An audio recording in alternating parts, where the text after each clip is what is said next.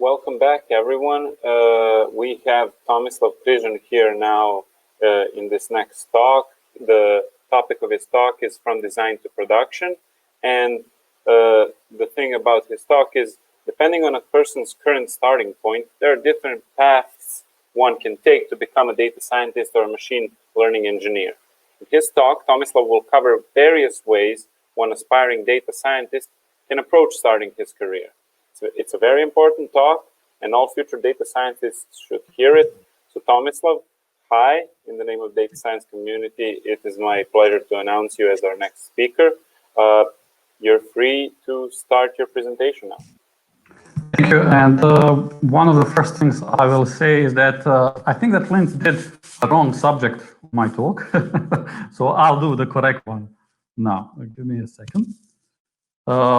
So essentially, it's from design to production. And I will not talk about data, how to become a data scientist, etc.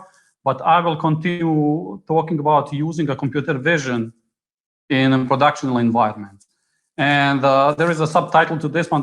Essentially, I'm doing the longest presentation ever encountered. And in the middle of the presentation, you'll see why this is really the longest presentation. So this will be our agenda. I'll do a brief about me and my company, something what motivates us to do this type of research project. Because essentially, we are a company who is a data-driven. We are not researching in institution, but we do internal research, which is then later on used in projects across the globe. Our approaches to this subject, some thesis, what is a basis for using this type of the tools, what are inputs and outputs from the modeling perspective, current state of our research, and then later on we'll have a bit time for Q&A. But if you see this list in our agenda, I try to be a little bit of branding. You see the first letters atomic, which represent us as a company, but logically, this order does not mean anything. We need to do this a bit properly when we cover through the talk. We'll talk what motivates us, what are inputs and outputs, and how do we use those inputs and outputs to establish a thesis, what we did to do this computer vision approach, again, not data science type of behavior, and what is the current state of our research. A bit about us, it will be short. So we are a small company from Croatia and having offices also in Bosnia, but we do focus mostly from the project perspective and also product development on US and some of them in EU. And we collaborate with different data science communities across the globe and try to spread the good word about the data science work. In this 2020, which is awkward year for everybody who is working from home, we started to expand on the East. So some new good improvements during this COVID times happens to us, help us to do also some of the digital transformation internally.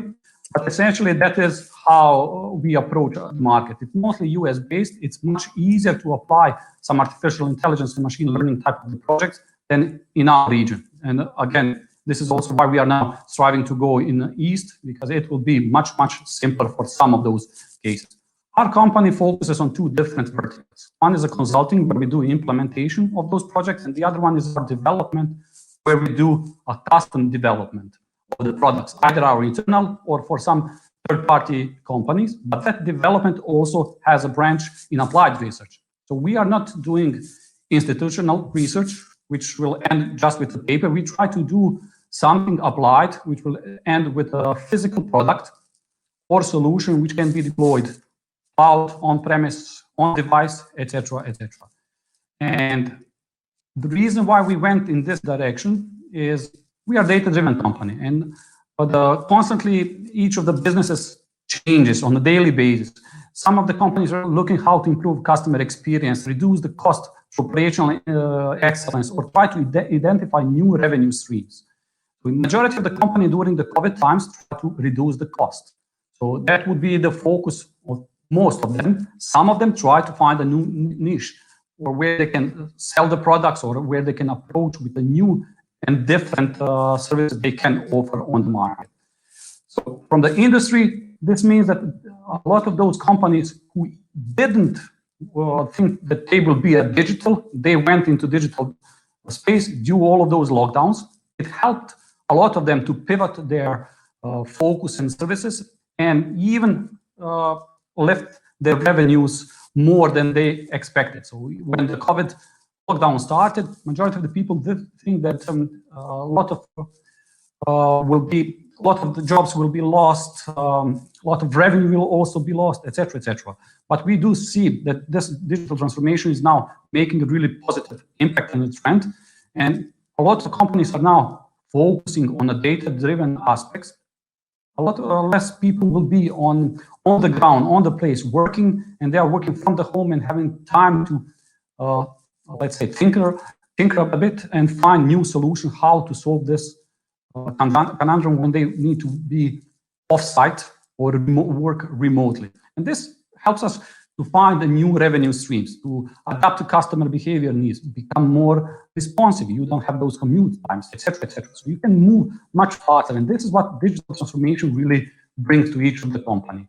And our approach to this topic is that, yes, digital transformation will help each of the companies, but applying AI or ML on top of the data you have, it will greatly increase your revenue or greatly decrease your operational costs you have in your environments.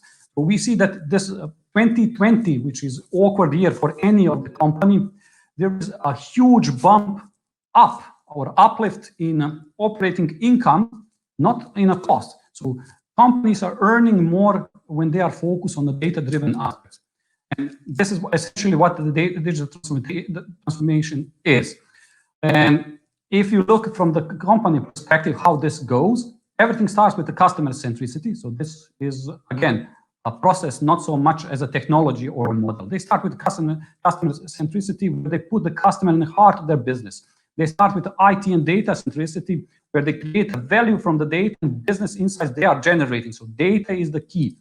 Business agility and rapid innovation, so constantly involved. They learn how to partner and become easier. So we did hear even today a lot of good stories during DSC about companies endeavoring with the small niche players and finding new solutions, how they can approach their existing client base or try to find a new client bases.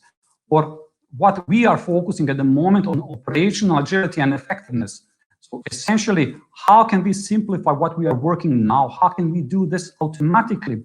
How can we do this with a minimal involvement of the human when the involvement is really not needed? And this all led to our inputs into our thesis and into our approach, what we really want to build. And this is essentially what should be the theme of my talk. I'll need to, again, to talk about putting the wrong one, but the whole aspect is that we are focusing on the manufacturing industry here, and how can we optimize some of the cost in that environment. By cost, I mean mostly on the human labor, which does some of the work. And that cost, it's not always in place of how much time and effort you will need to do to create some analysis, but it also can be how much delay do you have from the time when your client asks you something before you respond to that specific client. So in manufacturing industry, one of the first step when you have a design for your product, whatever that product is, you need to find a proper price. And this is why I said that this is the longest talk you will see, because this talk started last year on a data science 5.0, when I talk about price is right, how to establish right price during the time of the quoting or offer creation based. You need a profile of your customer, segmentation, how many pieces do they really want to procure from you? Do you apply volume discounts? That's one part of it. From the other side, quantity can dictate the cost. Quantity can dictate the cost when you are producing something, because on bigger quantities, you have less waste, etc., etc. So all of those give you enough input to create a proper cost of specific product based on those quantity ranges. And then the focus of our whole research was, how can we do this automatically? How can we remove the person from the loop when we don't need it? Still, there will be some of the cases where you need a human involved, but the majority of those cases have quite trivial and can be done automatically. So we'll use a computer vision as a part. And at the end of this lecture, you'll see that computer vision is just a building block. So it is one segment which produces additional data points which help us to create a proper cost as an output. And what I will show you is, I'll give you essentially some of the breadcrumbs also from the business side, how you can reach the point. I will not give you the whole solution yet, because it's pending, first of all, a commercial implementation and one of the research papers. But you can reach me later on, either via chats or via emails to get involved, and I can share pre-paper work so that you can get those information earlier. So how this quoting to order looks when we look from the customer and company perspective, it's quite segmented process. You have two sides. You have your customer and you have company who's producing something. Customer will initiate a quote request, something will happen on the company side, and they will push order a proposal to that customer, and they can either accept it or they can renegotiate it based on the quantities, different materials, change the spec of the products, etc., etc. Because we did see a lot of those cases where the specs would be changed over the time. But if we try to look this from the company perspective and try to simplify it a bit, this looks a bit as a different process. When our initial quote request comes, it will start either cost estimating tool. I'm calling it like under quotation.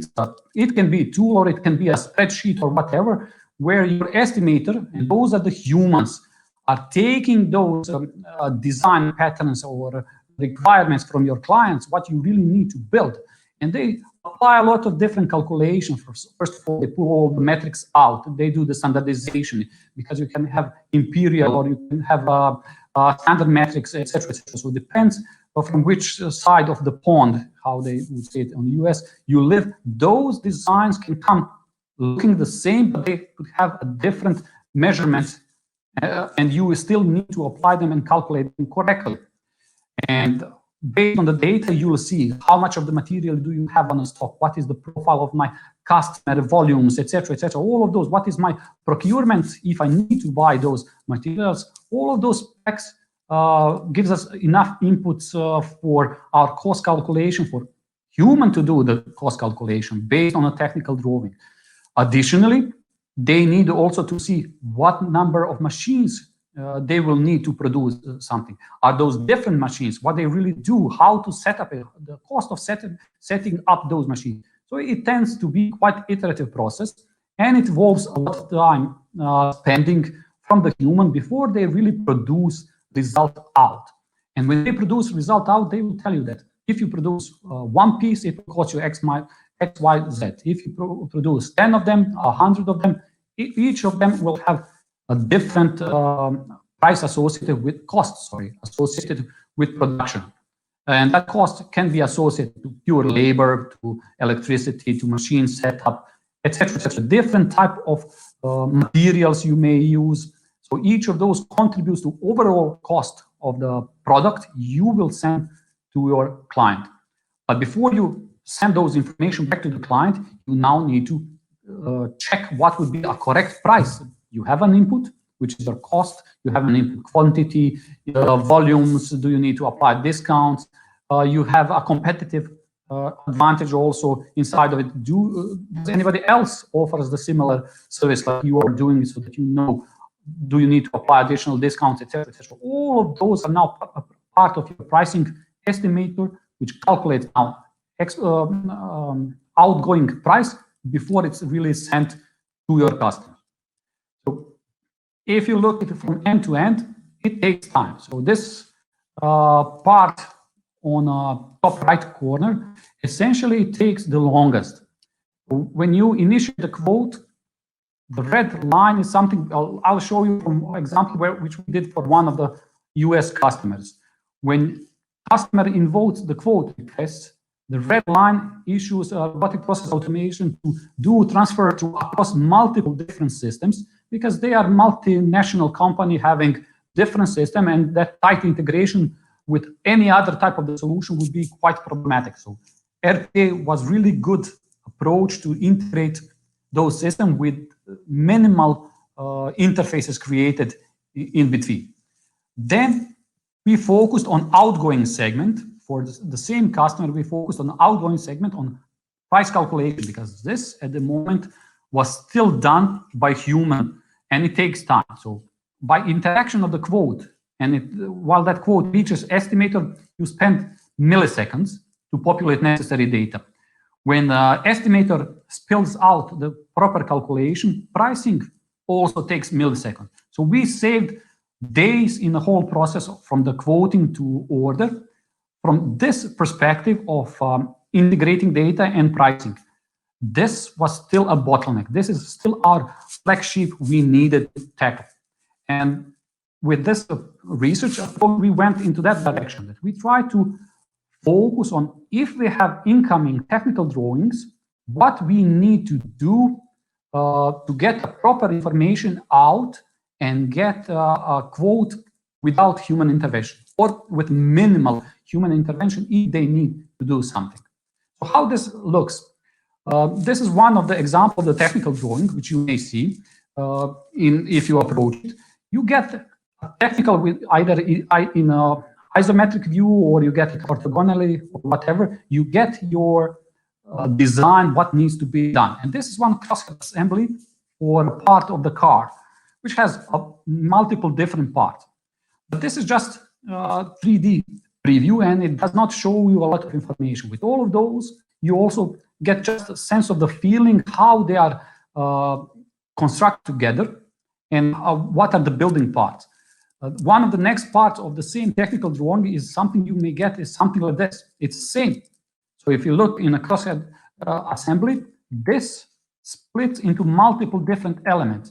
You have that part which has a shaft inside of it. Then you have those building blocks here and here. So all of those, you have those rods going in and out, you have bolts, etc. So this is your technical drawing, and we are focusing on this one, and no pun intended, but we really do focus on atomic elements in our technical drawing. By atomic, I mean on each of the elements which we can't divide in a smaller part. Each of those are building blocks which can't be divided in anything else. If you look at this as our input and output of the data in logic, we have one more output, which is essentially a worksheet or part list. We are focusing on getting this worksheet or part list together with each of those elements separately. So that's our goal of the research and where we focused, because a worksheet will also give you required materials. It will give you a quantity of those specific elements you will build later on. But when you approach the process, you approach every element separately. So every like rod and cover plate, each of those will be processed separately to get appropriate information. So for our thesis, we said, let's go with the part list approach. If we again go to that crosshead assembly, we'll just focus on one of the parts. We really don't care about whole object. We are trying to see how much it would cost to produce this single element at the time. So each of those will contribute to the sum of the all parts, and then you have additional overhead, which is a labor cost if you need some assembly, etc., etc. And that's always easy. You don't, in majority of the cases, you will not need machines. Sometimes you will need machines for assembly, etc., etc.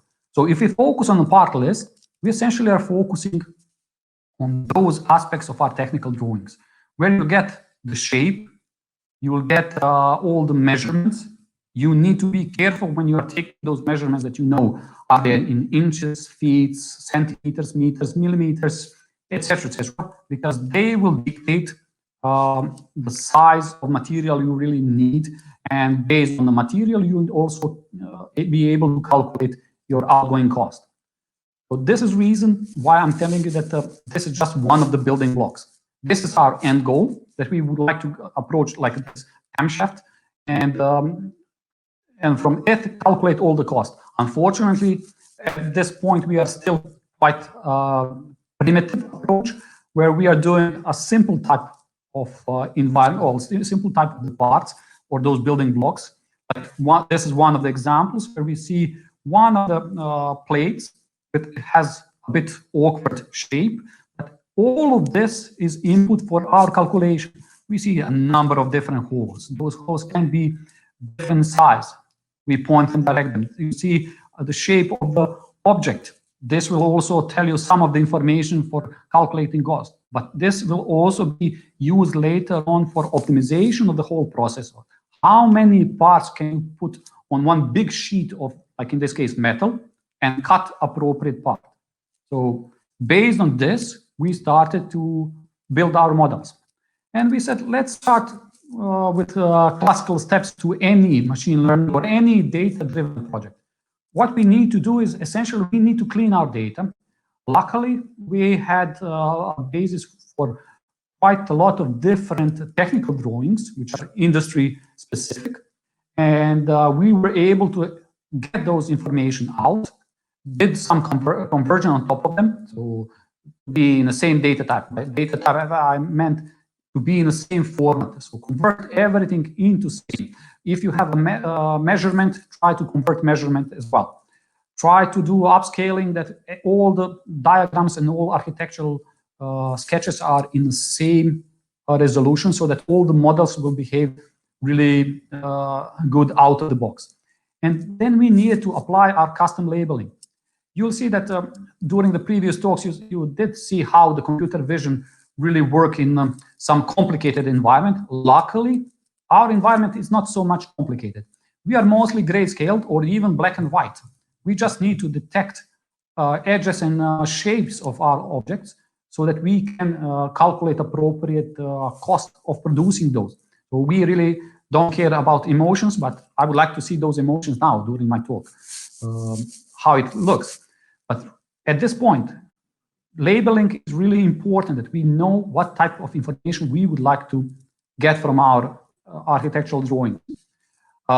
We did some data augmentation. So yes, we had a few thousand different technical drawings, but still, let's try to augment our data so that we have even more for learning. So through different rotations, mirroring, etc., etc. Again, I would say that luckily, when we work with a technical drawing, in 99% of the cases, you are in a really good shape, which you are not in a real life when you do other computer vision projects. Because those technical drawings follow some standard, especially because you would like to pull appropriate labeling, appropriate measurements, etc., etc. When we did augmentation, we did also some pre-processing. We did through those conversion into same data type, because some of the data will come in PDF, some of them will come in a CAD type of drawing, some of them will be pure JPEGs or GIFs or whatever. Try to resize them and put them in the same type of the object. And then we did a color reduction because we really don't care about coloring. So grayscale or even black and white, which will help with all the processing in meantime. And then last but not least, as they would say, model selection and build of those models, which will start to exporting appropriate information. Now, it is quite a time-demanding task to train those models. And what we did, well, this is one of the quick intros. Like at the moment, all the machines are learning and all the humans are hooked on internet. They are trying not to learn anything new. We try to do this oppositely. We try to empower learning in our company, and this is why we try to do as much research as possible. Traditional approach to computer vision is similar in any type of implementation. This is just one where you, based on your inputs, try to classify it and get something on the output. What do you really see on it? You try with a different convolution networks, pooling, convolution, ReLU, etc., etc. You try to do some feature extraction and feature learning before you do at the end flattening and classification. But for us, the whole process was really overkill. Yes, it would be nice to see how it would look when you pull from those technical drawings, how you can try to create a 3D representation of it and try to rotate it in space. But for this business transformation and optimization, it was really an overkill. Our approach was really much simpler, besides, as I said, taking just measurement of each of those objects. we needed to see what we really need to cut from those elements, because you have machine which will do the cutting. So based on your materials, is it a plastic, is it aluminum, is it some type of metal or magnesium or whatever, based on each of those elements, you need to see, or materials, you need to see what do you really need to cut. So what are the sizes, what are the shapes, etc., you need to cut. Based on that, it will also dictate some other information later on. So one model will tell us what are we really cutting in from our technical drawings. But we need to drill. So I'll again focus on the same one. Find all the holes, etc., etc.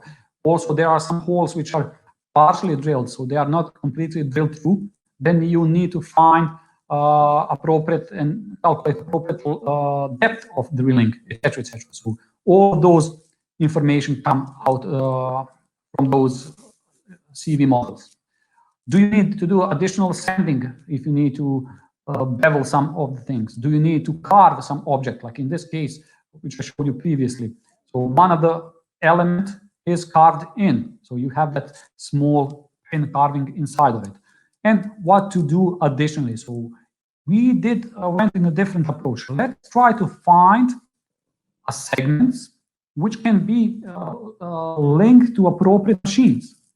And it will be essentially, because it is a manufacturing approach, let's try to build it a machine type environment. So what we really are cutting, so those will be either laser cuts or sawmills or whatever. Each of those will do some of the cutting, and each of them again has some tolerance, and each of them has some additional waste, etc., etc. Those will be additional inputs for next phases. When we decide what we really need to cut, then we can start in the next phase for using those information. All approaches can be looked on this specific picture, and this is how computer vision does. You either do classification or you do the segmentation. So if you go back, we essentially do segmentation when we try to find what are we cutting, or we do classification where are appropriate holes, etc., etc. So we classify those, and this is where labeling really is the key point to identify those elements on our technical drawing. I will say that maybe even this part is the simplest of all the tasks. The most demanding task is applying appropriate measurements. Because if you remember, on original technical drawings, each of those elements has some of the measurements, and then you need to apply to appropriate place. One of the good examples are those holes. They can be in different sizes, but also you don't have a uniform way. How do you label drill holes on your technical drawings? You can put this here as a radius or of that hole, or you can pull it somewhere outside, etc., etc. It can be written on multiple different sides, appropriate measurements for each of them, and they can interact or intertwine on top of each other, etc., etc. So it complicates a bit of modeling perspective. Same with the carving part. It is combination of both segmentation and classification, what you are really trying to find in your environment, because from the classification you just calculate or try to identify appropriate depths, but from the segmentation you are finding the shapes and locations of those cuts, etc., etc. So when we approach this one, is this really anything which is novelty in computer vision? I would say no.